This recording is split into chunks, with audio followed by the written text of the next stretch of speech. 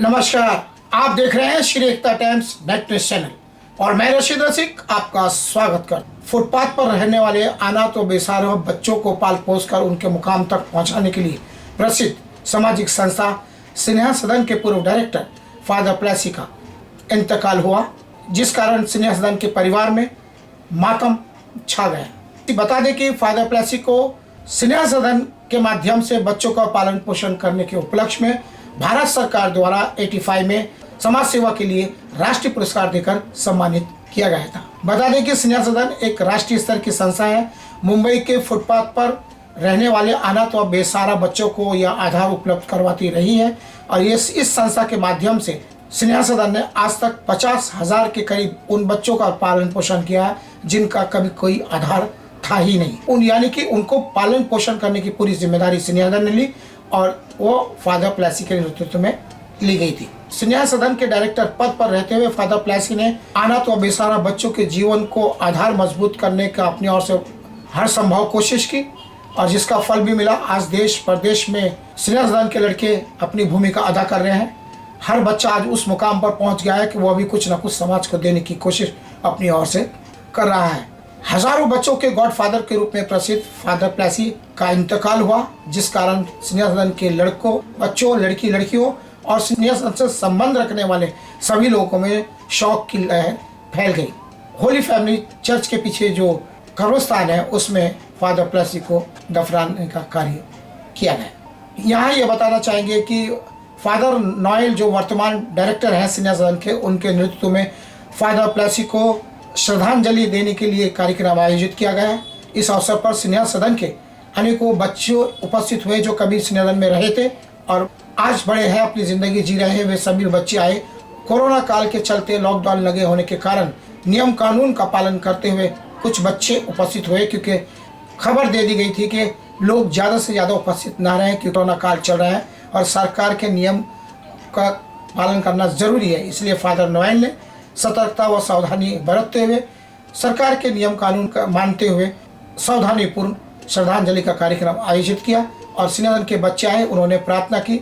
इस अवसर पर फादर नोएल जो स्नेहा सदन के डायरेक्टर हैं, जो फादर प्लेसी के बताए हुए रास्ते पर चलकर स्नेहा सदन के बच्चों का, जो नए फुटपाथ से बच्चे आए हैं, उनका विकास करने की कोशिश में संघर्षरत नजर आ रहे हैं। उनसे श्री एकता टाइम्स के संपादक रशीद रसिक ने फादर नोएल का एक साक्षात्कार लिया है। फादर नोएल ने रशीद रसिक के साथ बातचीत करते हुए कहा कि फादर प्लेसी ने जो आदर्श, संस्कार और जो आधार हमारे लिए छोड़ कर गए, हम जिंदगी भर उनके शुक्रगुजार रहेंगे। अपने एक साक्षात्कार में फादर नोएल ने फादर प्लेसी को श्रद्धांजलि देते हुए अपने विचार व्यक्त किए।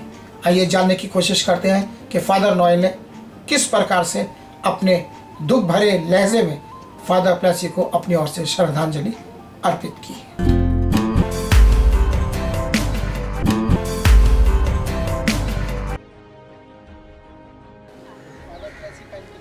आप सभी जानते हैं, लेकिन जो वर्तमान में डायरेक्टर हैं फादर नोएल हमारे बीच में हैं। सभी बच्चे की भावनाओं को समझते हैं और उन्हीं के पद चिन्हों पर आगे बढ़ने का प्रयास कर रहे हैं।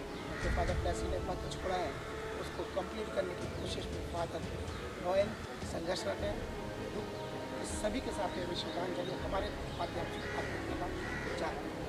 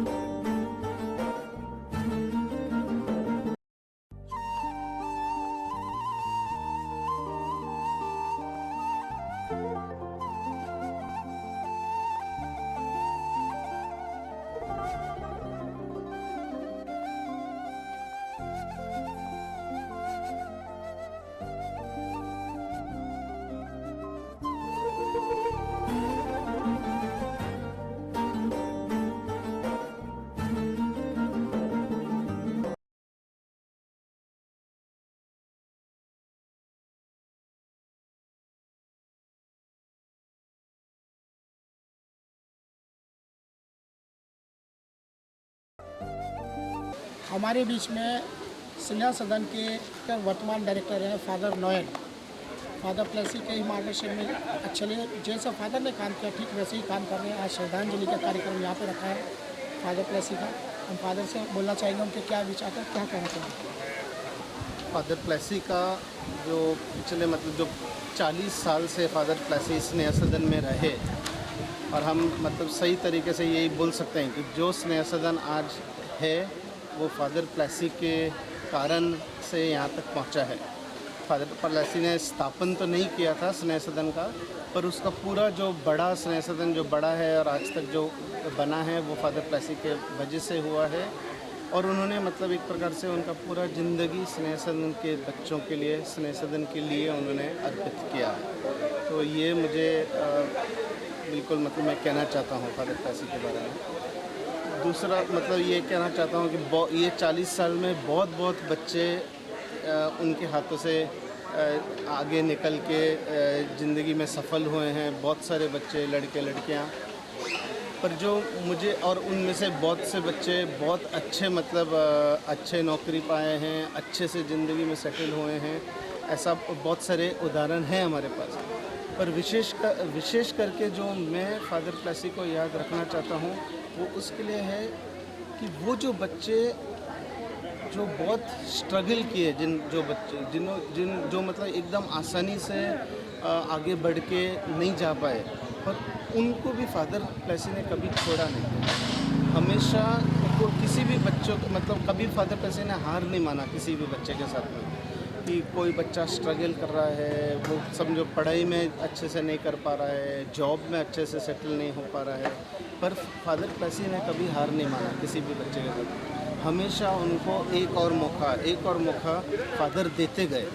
और वैसे ही काफ़ी बच्चे जो बहुत स्ट्रगल करने के बाद भी कभी न कभी उनका ज़िंदगी में कुछ बदलाव आया, और उसके बाद वो आगे अपना ज़िंदगी में एकदम अच्छे तरीके से आगे जा सके हैं और अभी अच्छे से सेटल हो पाए हैं। तो उसके लिए मैं विशेष करके फादर प्लेसी को याद रखना चाहता हूँ। अगर एक ही बात मैं कर बोलूँगा, उनके हज़ारों गुण हैं, आप अपना रहे हैं, निश्चित तौर पर आप भी उसी तरीके से काम कर रहे हैं जो समाज के लिए, बच्चों के लिए तो खुशी की बात है।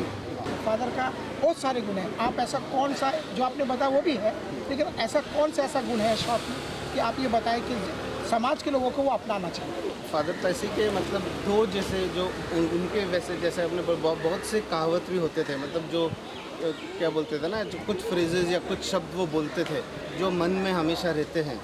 तो उस तरह का मतलब दो मैं ऐसे वाक्य या फ्रेजेस में याद रखना चाहता हूँ फादर के बारे में। एक है उनके जो फेमस शब्द थे कि मैं हूँ ना, हाँ मैं हूँ ना। तो भले कितना भी तकलीफ़ में कोई भी बच्चा हो, पर फादर ने कभी उनको मतलब छोड़ा नहीं। भले बाकी जन सब ने हार माना हो कि अरे ये बच्चा कभी सुधर नहीं सकता है, पर फादर प्लेसी हमेशा यही बोलते थे कि मैं हूँ ना। तो मतलब वो उनको एक और मौका देने के लिए हमेशा तैयार थे। तो वो ये उनके एक शब्द। दूसरे उनके जो शब्द थे कि हम किसी से कम नहीं, हम किसी से कम नहीं। तो वो मतलब कि हमारे बच्चे जो भी बैकग्राउंड से आए होंगे, मतलब उनका फैमिली बैकग्राउंड कुछ भी हो, जो भी उनका बैकग्राउंड है, पर फादर प्लेसी का ये समझ था कि हमारे बच्चे किसी भी दूसरे बच्चे से कम नहीं। इनफैक्ट वो हमारे बच्चे दूसरे बच्चों से भी आगे जा सकते हैं अगर उनको सही मतलब जो क्या बोलते हैं अपॉर्चुनिटी, सही उनको मौका दिया जाए, तो हमारे बच्चे दूसरे बच्चों से भी बहुत आगे जा सकते हैं। तो ये जो दूसरे उनके जो शब्द है, हम किसी से कम नहीं, तो ये मेरा दूसरा वो मतलब है कि आप फादर प्लेसी को याद रखने के लिए और बाकी हमारे सब बच्चों के भी, कि ये शब्द कभी भूले नहीं फादर प्लेसी के, कि हम किसी से कम नहीं, हम भी आगे बढ़ सकते हैं, सबसे आगे भी हम बढ़ सकते हैं अगर हम मौके के सही हम इस्तेमाल करें। सो कुदरत की मार है, हर किसी को उसको भोगना है। वो स्थिति का सामना स्नेह सदन कर रहा है, और वर्तमान डायरेक्टर जो फादर नोएन है, जो उनके पदचिन्हों पर चलकर ही बच्चों के जीवन में अपनी सकारात्मक भूमिका निभा रहे हैं, वो विरासत जो इनके आज कंधों पर आन पड़ी है और उसको बखूबी निभा भी रहे हैं, उन्होंने सिद्ध भी कर दिया। लेकिन जो उनकी सोच, जो उनका दृष्टिकोण, जो उनका लक्ष्य था, वो पूरी तरह उसमें सनकर अपने आप को संघर्षरत किए हुए हैं। निश्चित तौर पर जो पौधे उनके द्वारा लगाए गए हैं वो निश्चित तौर पर समाज में बड़े स्तर पर ऑक्सीजन ग्रहण करेंगे। और समाज को छांव देने की कोशिश वो अपनी ओर से करेंगे फादर नोएल के आशीर्वाद व मार्गदर्शन से। ऐसा सभी स्नेहधन के लोगों को, बच्चों को विश्वास है और इसी के साथ मैं ये कहता हूँ कि फादर आपका शुक्रिया।